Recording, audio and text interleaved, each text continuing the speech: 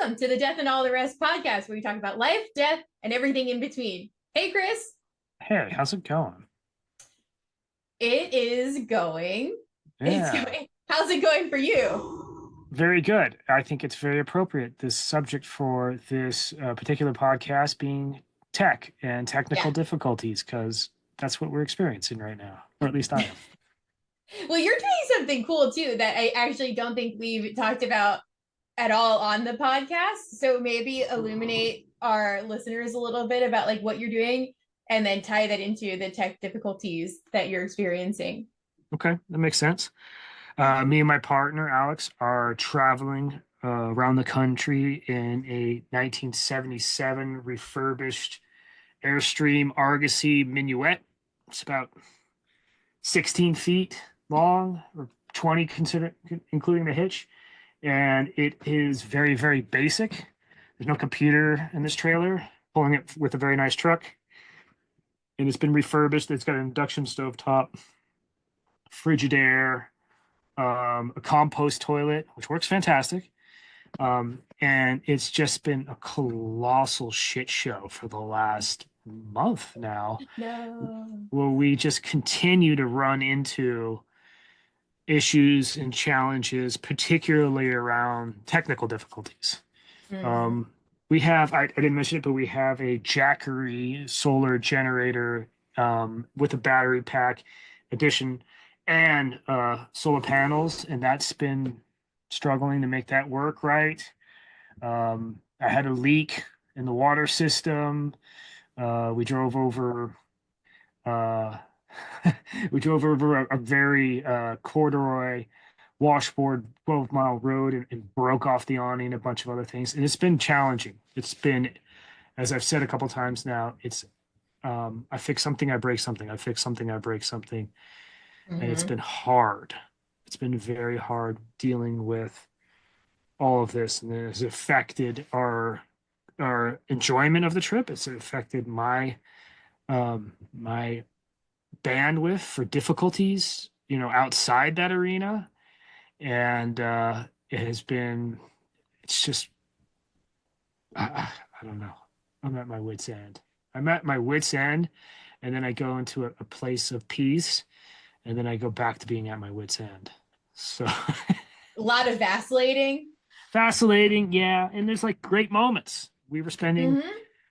We camped out in this international dark sky sanctuary campground here in New Mexico, which is 40 miles from the nearest ambient light. And we saw all the stars, or at least a lot of them. And that was gorgeous. And then I ran out of power. And we had to deal with that. So sometimes we can cook, sometimes we can't, sometimes we can shower, sometimes we can't. Yeah. And it's been wild. Yeah, you guys are living in a lot of the extremes right now because it's like you're doing some really cool stuff on this trip and getting to Mhm. see some really beautiful places. And then Yes. you're also dealing with the difficulties, the technical difficulties, and any of the other presenting challenges that are coming up from just like doing this, like, first trial run kind of thing of doing this. So like it's there's a lot of peaks and valleys, it sounds like. Yes. There's a lot of peaks and valleys. And the more complex the system is, the more difficulties and challenges there's been.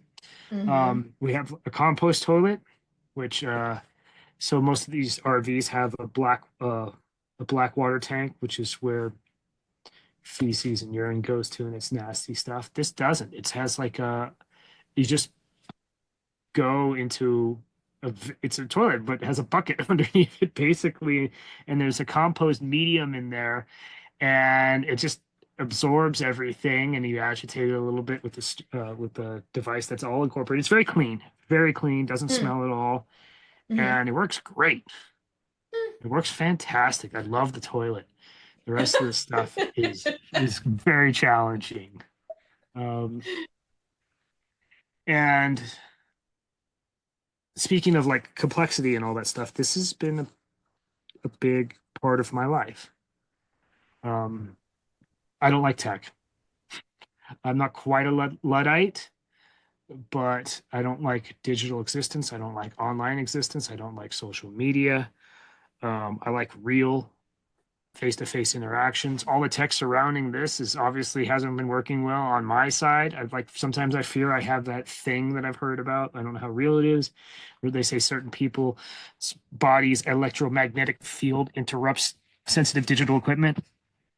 So that could be me. and, and uh, compounding all of that is because of my previous career. I was supposed to be online and on the computer a lot, Yeah. constantly checking emails and phone calls. And I had a very, very bad phone addiction. Mm-hmm.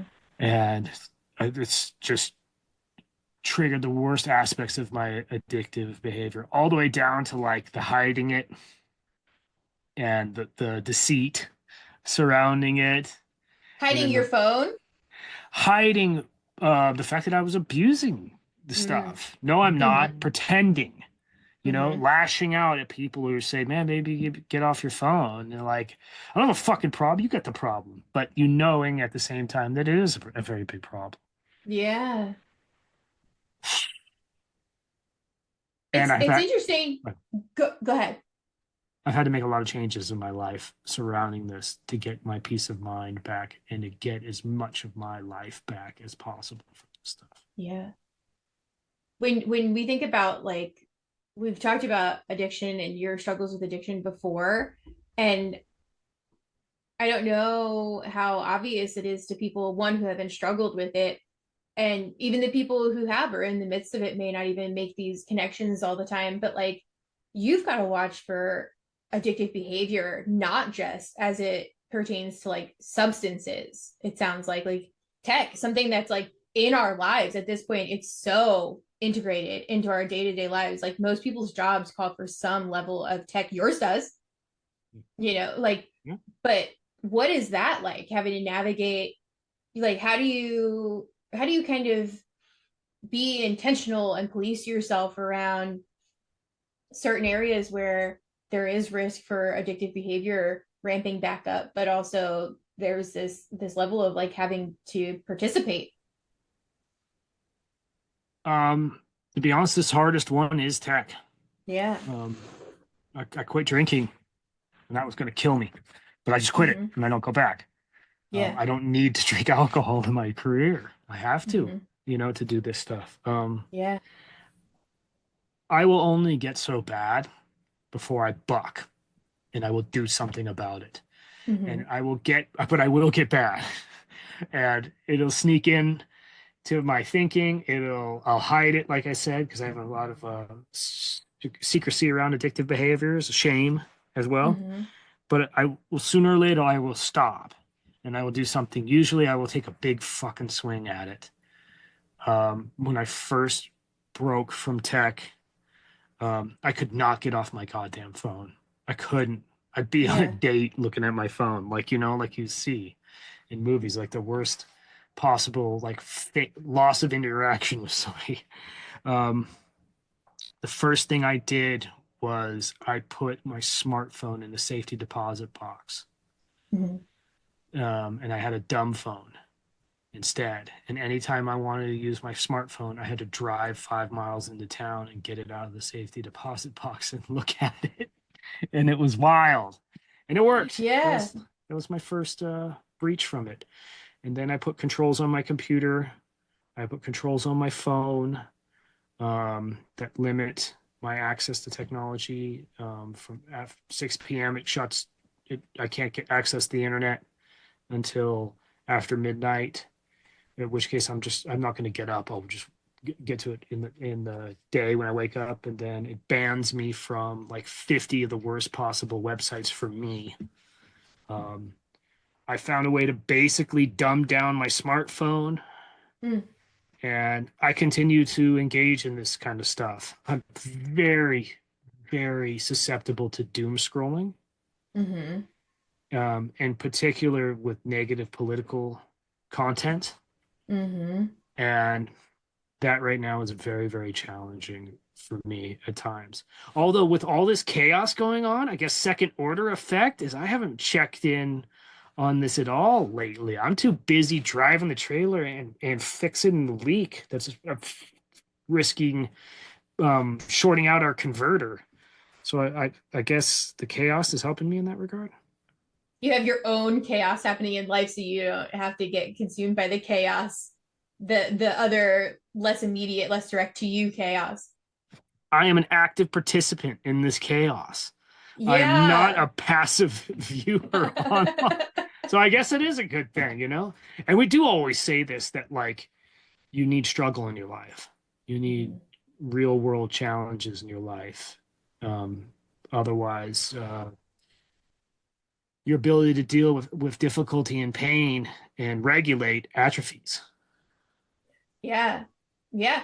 I have a question. You Yeah. mentioned like, you'll catch it. You'll sometimes it'll go too far in like how you're regulating yourself and it'll go too far and then you'll catch it and you'll do take a big swing to bring it back. But like what are the indicators for you that like how do you catch it? How do you know to catch it? Because I think that's a really useful thing for people to hear. At this point, it's probably second nature to you to be able to like do that for yourself, monitor in that way for yourself. But what do you do to catch it? How can this be useful to other people listening? Um, as soon as it hurts somebody else, Mm-hmm. I get fucking pissed. And that the anger breaks me through. If it robs me of time with my girlfriend, or I snap at Mm-hmm. her, and I'll have a internal come to Jesus moment, Mm-hmm. and I'll go no way, and I actually get angry. I get Mm-hmm. visibly physically angry, and I'll do something about it.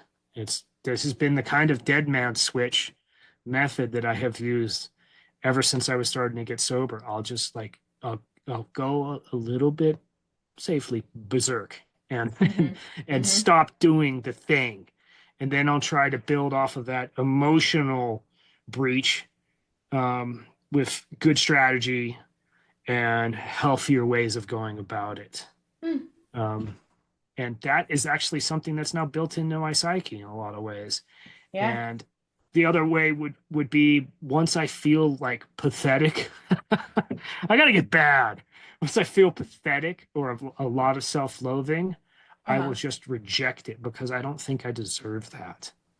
And I know that this is a Mm-hmm. hijacking of my brain, and because it disaligns me with my values. Mm-hmm. Mm-hmm. And that's when I go no.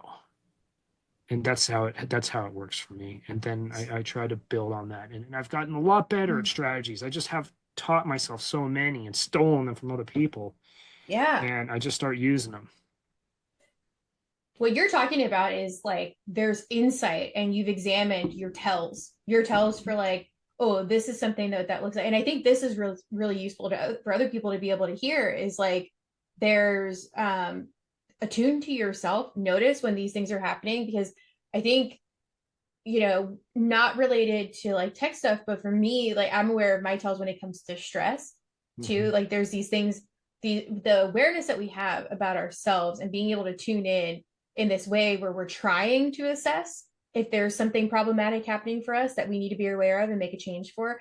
I think that's really like a basic foundation to all of this because if you don't know to look for it, if you're not thinking about evaluating what we're doing, for me, a tell when I have stress, there's two big ones and it's the whole like mind body connection thing, right? Hmm. Because you can feel really stressed, you can be experiencing a lot of stress mentally, emotionally, but sometimes once it starts coming out physiologically, that's where it's like, the hell is this?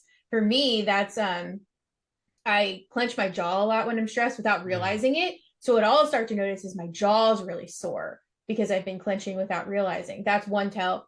The other is, and this one's harder to ignore, my eye starts twitching it Mm. just like I can't control it. My eye is twitching constantly, and that's another tell for stress. But like those are things that I've examined because at first, the first time my eye started twitching, I just thought there was like something going on, right? Right.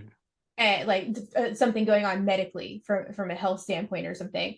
And then come to find like now every time the stress is turned up, that dial turns up in my life for one reason or another, circumstances are happening, the eye twitch happens. And I'm like, damn it. Have you have you self-educated or you found out what the mechanism is that does that? The Well, jaw so clenching makes perfect sense. sure, right? Because there's tension, it's muscle tension. That's what's happening. But I think what it comes down to, because what helps is taking magnesium. Like I'll Hmm. take magnesium when the eye is twitching. But I think the correlation there is with stress, cortisol levels go up, and then it decreases certain other levels in our body. I suspect that my magnesium, I know the magnesium levels are impacted by that. That's one of the things. There's different things that are impacted in other ways that affect us, emotionally. But I think that's that physiological connection for me. Interesting. And if you ran that down, you would probably find how like it has something to do with the ocular nerve and your magnesium levels and all that. Probably. Probably. I haven't gone that far into it because for me, Yeah. it was just like, okay, I'm stressed. Now that indicates to me I need to be doing self care. I need to be doing things to take care of Yes. myself. And then Yeah. also, it's like, okay, so what can I do? I needed to know what to do to help with the twitching because I mean, it's not it's not like debilitating by any means. I can still function fine, but it's very irritating and a Yeah. little embarrassing because it's not visible. You know what I Yeah. mean? Yeah. Like, and I work with people face to face. Yeah. Like you can see it. So like just figuring out how to support myself in lessening that, which is one by getting to the root of it, which is the self care stuff and bringing it back Mhm. there. But then there's also the treating the symptom, which is the magnesium that helps to pull those magnesium levels back up to level out what's happening with cortisol. I'll also sometimes take like a supplement for cortisol absorption because I know through work with naturopathic doctor, like my cortisol levels also spike and then they don't go anywhere and they stay stuck in my body. So sometimes my body needs some assistance in like dumping that all out. So that's like another thing that's on the mechanical level of like, okay, there's a symptom Mhm. happening in my body. Let me treat that. But then having to peel it back and say, and the symptom in my body is happening because I'm under a lot of psychological distress right now. Right. And then having to deal with that with like the self care stuff. Okay. Mm-hmm. How you also have an interesting relationship with technology. Yeah. Go into that because yours is similar but different than what I do.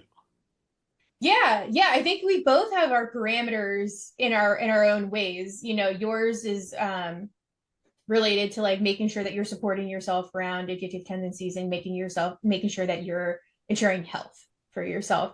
Yeah.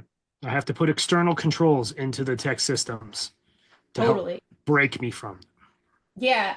For me, I don't have to do the external controls as much. But there are things that I put into place for myself. It's being very intentional about the ways that I use tech. And sometimes I do that in a way that um is a little behind the times technologically. Like It's a I strategy. my it's a strategy and it's because I don't want to get caught up in like for instance, my phone is 5.5 years old, which is like ancient as far as smartphones go. Like Mhm. a lot of times they actually don't even live long enough. They start like the battery starts degenerating really quickly, which for me hasn't it does I think it does deplete faster than it used to. But I'm Sure. home, I work from home a lot. So like it doesn't really matter. I can plug it in and leave it and get back to it. But that's one thing because for me, I see so many people caught up in this like the next new phone is coming out and they need to have that model, even though it's like maybe there's something minorly new about it, updated about it. But I don't want to get caught up. One, that's like money that costs money. That I'm very intentional about like where I'm spending money because I'm like, well, I don't need another Mhm. $50 on my phone payment a month just to have the newest model of something. That's like not of interest to me. um but it's like this phone still does what I need it to do. Yeah. Why would I not use that until it's not doing it once it stops serving the purpose that it's intended to serve? But like so that's one thing that I do. That's just a small thing of like my technology is intentional in that like I'm not just going to upgrade because the tech industry is pressuring me to upgrade to the next best thing. I'm all right. Like even just now, I just got a new laptop finally. I had my last laptop, my $200 laptop. That is actually like you called it a Mhm. calculator Yeah. essentially. Yeah. But like it was serving its purpose. It was doing fine. I think I had like two CPU on that laptop, and it was not the best, but it served its purpose for me. And then I only recently upgraded because of this stuff. We're doing these Mhm. podcasts, and there's lots of editing. that comes into that. So I needed something a little bit stronger to do that stuff. So there's intentionality around the devices that I have, because I'm not gonna invest in that level, and I'm not gonna get caught up in the wave of like I have to have new, because there's an addiction piece to that, right? Oh, Like yeah. they're hitting on our the chemicals in our brain, our dopamine and our serotonin of like, oh, shiny new thing, it's out, must have. And then we get it and we feel like we've acquired something, but that's not enough because we have to acquire the next thing when it comes out next year. I don't want to get caught up in that. So that's one thing. Another thing that I do is like my Fitbit, I wear a Fitbit all the time because I like the biometrics that it tracks. I like being able to look at objective data around my sleep, around my readiness score, around my movement. Like all of that, I think is really great because that's important to me. These are the basic foundations we talk about of self care. And it's objectively, I can look at that and say, this is what I've been doing. This is how my sleep is going. Oh, I'm really tired today. My readiness score is really low because I slept like shit last night. That makes sense, whatever it is. But Fitbits and like Apple Watches, they all do the same thing, but you hook them up, you sync them to your phone, because that's where you get the data, right? Like I can't look at any of that. I can look to only an extent of that the actual data on my Fitbit itself. I have to have the app. But with that, you can also sync your text messages and your phone calls and all of that to your Fitbit.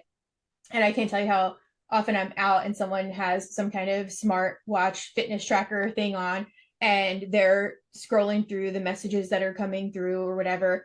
And I don't want that. Like my Fitbit is a big part of what I do when I'm out in nature, right? Because I'm Mhm. hiking or I'm disc golfing or I'm riding my bike, and it's tracking my fitness and what's going on there. But I don't want to be interrupted by somebody calling or texting me or feeling this draw to my phone while I'm doing something that's a means of self care. There's got to be that separation for me. Like I talked about before, compartmentalization is something Mhm. that I'm huge on in like an adaptive way of, this stuff can wait. Technology can wait. My phone is supposed to be something that makes life convenient for me to be able to like connect with people, contact somebody, but like not make me a slave to feeling like I have to respond to it at any given moment. That's like, I am so ruthless about not being immediately tied to my phone. So that's why I create some distance. Were you ever? Um, yes and no, never to the point where it's been like all consuming. And there are still like, even now, like there are still days where I'm getting caught up and I'm like, fuck, I feel like I've been on my phone all day with different things because our job does call for that. One of the things we do is Boxer Support, which is a smartphone app, and we're on Mhm. that with clients. So there are days, where I'm like, oh, I've spent so much time on my phone and it doesn't feel good. And then there's like intentional things I've done about that. Like I used to have my phone charger right next to where I sit on the couch when I'm working. Sometimes I do sessions from the couch, or like when I'm doing any kind of like clerical stuff, when I'm watching TV. And I used to have a charger plugged in right there for my convenience, so I could be on my phone while it's charging, and I never had to like not have it. And one of the things, especially with like this compartmentalization piece, was like, okay, well, if my phone dies, which it does die a lot faster than it used to because it's Mhm. older, I I took that charger away, and I have a charger that is away from where I sit. So like I'm I have to actually like be away from my phone while it's plugged in charging. I have a couple of chargers around the house, but none of them are in convenient spots on purpose to make Yeah. sure that like that's an intentional time away from my phone. Like no matter what, something's gonna call for me having to plug my phone in and charge it, and I'm gonna get some distance from my phone that way. So like there are times and ways, like I've had jobs where it wasn't explicitly stated that we needed to be available on our phones, like your job. I think that was a lot more of like the expectation, the demand. I've Yes. never had jobs like that, but there was this pull because there was reinforcement for being available like that, right? Like you would get the praise for responding to an email quickly, or being on call, or being helpful in the moment, more immediate. So no, there wasn't demand for it, but it was reinforced at a high level. So there was like that was where for me I was like, I stopped checking emails Mhm. after a certain time, because all of that stuff just draws you back in. It's intended to Mhm. draw you back in. And that's where I was like learning along the way. I was like, I don't like this. I don't like how it makes me feel. So creating some of those buffers around that, and even the way that like I use social media, I do use social media, Instagram and Facebook and stuff, and I try to be intentional about what I'm following and what I'm creating with my algorithm based on what I'm clicking on, because social media can consume us negatively. Like it can send us all this stuff that's like the messaging is heavy and it's negative and it makes us feel bad about ourselves or makes us feel less than or whatever. And so I'm really like my algorithm for the most part is cat videos and and then like Damn cats. horror, like Yeah. Mhm. horror, like and then like outdoor stuff. It's very it's intentional because if I see videos pop up on my reels, like you get that little 2-second clip of like what a reel is, and if I'm like, no, I don't want to click on that. That looks like something getting caught up in some kind of messaging that I can see as problematic, and I'm like, I'll just skip it because I don't want that. You click on it, you engage with it at all, and it starts to like increase that in your algorithm, and I don't want that. I'm very intentional about that. I'm intentional Mhm. about the social media profiles that I follow Mhm. because like there's certain content that I want to see, there's content that I don't want to see. So, and now they do like stuff on Instagram where they drop content from people that you don't follow into your page as you like your standard feed as you're scrolling, and it's like I've been like, how does this get here? But they're trying to get you to engage outside of your algorithm, and I don't like, I'm very thoughtful about like this shouldn't be on my feed, and Instagram's trying to like get me engaged. And that's where like when people comment on the videos that they're like, how is this on my page, get this off my page, I'm like, you're really messing this up for yourself because you were engaging further and the Well, there's the algorithm is, emotions. and there's emotions, yeah, and you're getting yourself all upset about it, and the algorithm is just going, confirmed, Got you you, like this, motherfucker. put more of this on your feed, and you have like effectively screwed yourself by doing Yeah. that. You are much more proactive and thoughtful in how you've handled this, and I have been reactive and then overreactive to have controls. I come from it if, classically from a much more emotional or from an emotional space. Mm-hmm. Um, but yeah, this shit will steal your life. Yeah, do you think that part of the reason that you're more reactive, is it like, do you relate that at all to your experience and like addiction and outside of addiction too, but like, living in the extremes of things? Because it sounds like there has to be an extreme um marker where you're like, oh, that's a problem. It has to be kind of extreme, and then you have an extreme response. Is it like, are the extremes where things become obvious to you? Yes. Yeah. It goes back to my internal experience. I don't have an internal narrative, the heavy dissociation. I just slip into this stuff so easily because it just fills my brain. Because Mm-hmm. otherwise, I'm just blank. Mm-hmm. And I'm like, oh, look, interesting stories and blah, blah, blah. And then I end up doom scrolling or, looking at politics, and despair and dread comes into my life. Um, and then I get a strong emotional reaction to that. Mm-hmm. I'm fucking, I'm a very vulnerable prey for these people. But Yeah. I know I'm in a fight, Mm-hmm. you know, and I will only go so far. And so I think that I have much more, like you said, more reactive, more blunt in my Mm-hmm. response. But I have gotten a lot better at this over Yeah. time. And I'm always like, what else can I do? How can I change this up? That's the new tech I'm looking for. I'm looking for the Mm-hmm. smart dumb phone. Somebody's gonna make a phone like that, but we'll see. Because I Mm-hmm. don't trust these people who run this stuff. Because I forget who somebody said, like, we've ran out of lands to colonize, or they have, And now they're it's all about colonizing your mind. Mm-hmm. And I could see that. I can see that going on around us all the time. It's this aspect of capitalism to make Mm-hmm. everything itself. And that's what they were doing. That's what it's all doing on social media and doom scrolling and the internet and what's happened to even the big media companies. So yeah, I see all that. And I do not want to play. I do not want to participate with that on a very visceral level. Mm-hmm. Mm-hmm.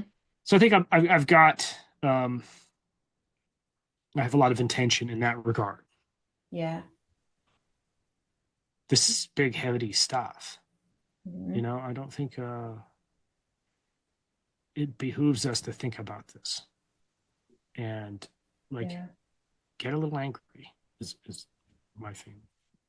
I think right now too, doom scrolling is a huge thing that we're all at risk of. And there's like this balance that we're all trying to strike day in and day out, because it's the balance between right now with like the political climate and what we're experiencing in this country specifically. There's this like the risk between preserving yourself but being uninformed, or being informed but being so overwhelmed and stressed, and striking that balance, because like we do want to be informed but we don't want to get so consumed by it that like that now we're taking on all of this stress for things that are potentially out of our control, or that we're not realizing where we have control in, and then it's impacting our system on all those levels, the physiological, psychological, emotional, behavioral levels. And now we're at risk of harm to ourselves. Like that's not the way to set us up for healthy success with all of this either. And it's also not going to set us up for a lot of success to pretend that things aren't happening that are happening, and Yeah. trying to help us all strike that balance between both of those things. Yes. And that's the double bind. Yeah. Um, you have to you have to put controls, you have to put effort into it, and you have to do the self-care. You got to Mm-hmm. take care of yourself. And I think at the core, the problem here is a loss of, eventually becomes a loss of identity.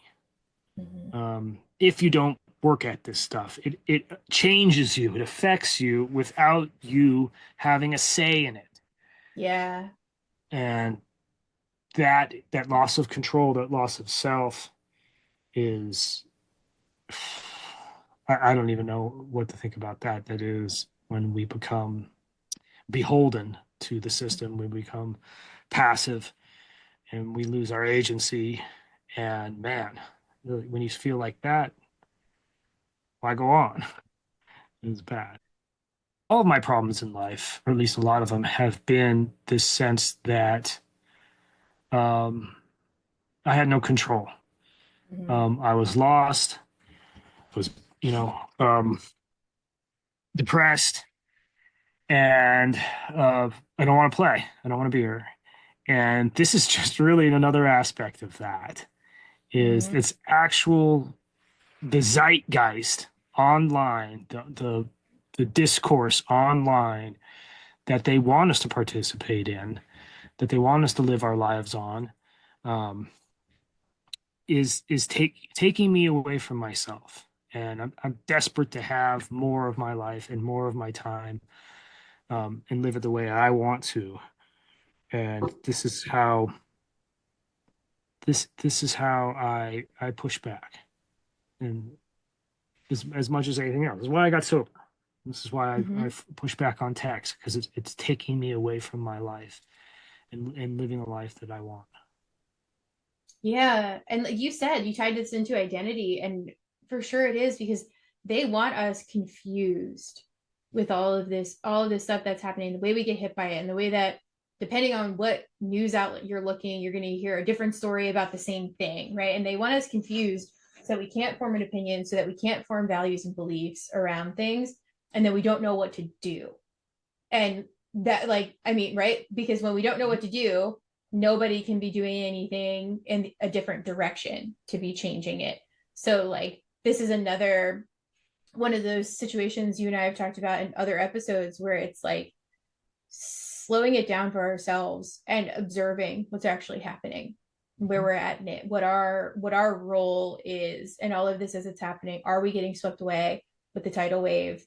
And are we allowing ourselves to be confused and not forming opinions that are our own? Are we allowing ourselves to just put a wall up and avoid if we're someone who is fortunate enough to be privileged enough to do that?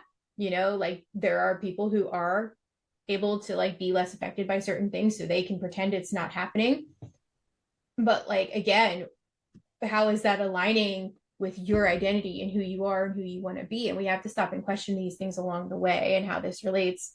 Because there are steps that we can take. There are always going to be elements in every situation that are completely out of our control. Yes. That's just true. Yeah. But every situation has elements that there are things that we can do that are in our control that we're probably not even aware of, we're not even thinking about because we don't know to think about it. We're not questioning it. Sometimes it's something as small as our emotional response to something, or the way that we're allowing ourselves to be overly stressed out by something, and then they're like thereby making ourselves ill, when we're living in that state of stress. But like there are things that we can do. We're just not sure what the options are and the things that are out there. And a lot of people are feeling hopeless, helpless, defeated, devastated, and they're scared. And there are people who want to run towards it full charge and they're not thinking about like the safety aspect of that. And then there are the people who are afraid because they don't know what the consequences and outcomes could be. I also think that you don't need complete control. Mm-mm. You don't even need like always consistent control. You need some controls that you practice, and you need to go to do the basics of taking Mm-hmm. care of yourself, of living in the real world, and continue to work on that and practice that and practice it, like I always say, because Mm-hmm. that's enough. Because you can't have total control. Like that is the problem. Those are the guys that want total control that end up trying to control everybody because they're desperately insecure themselves.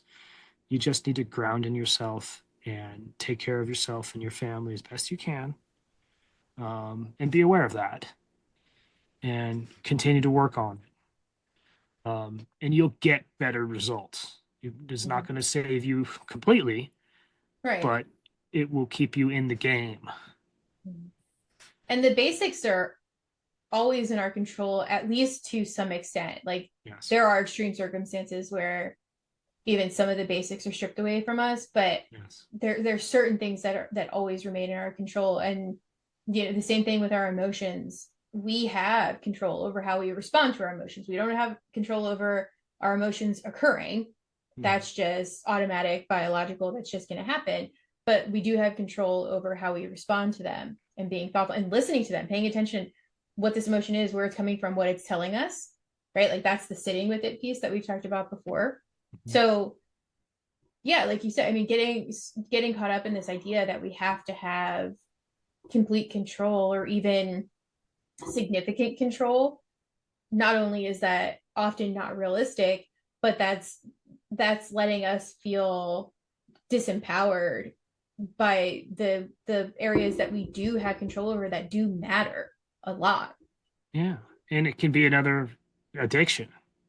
It can Mm-hmm. be another unending compulsion that Mm-hmm. that gets provides lesser and lesser returns over time. Sometimes, you got to be able to just say, fuck it. Yep. Okay. I think it's good. Yeah. All right. This is something to think about, I think, for all of us to continue to think about because this game is changing Mm-hmm. and they know how effective this can be to divide and conquer us. And they know how overwhelming it is. And they are trying to actively, you know, be agents in a way to take over our lives. So Mm-hmm. just think on that, you know, and how you can take care of yourself and protect yourself. because you Yeah. deserve it. So, And think about how you're affected by all of this right now. And if you don't think you're affected, think about why it is that you're not affected. Because I think we're all really affected. And if you're thinking you're not, you may not be paying attention. you run the risk of like being affected even more, Mm-hmm. or you're avoidant and you're sticking your head in the sand. Mm-hmm. Yeah, we all need to get in the game. Yeah. Okay. Thank you all for being here today. Appreciate it. And we'll catch you next time. Death and all the rest. Yes.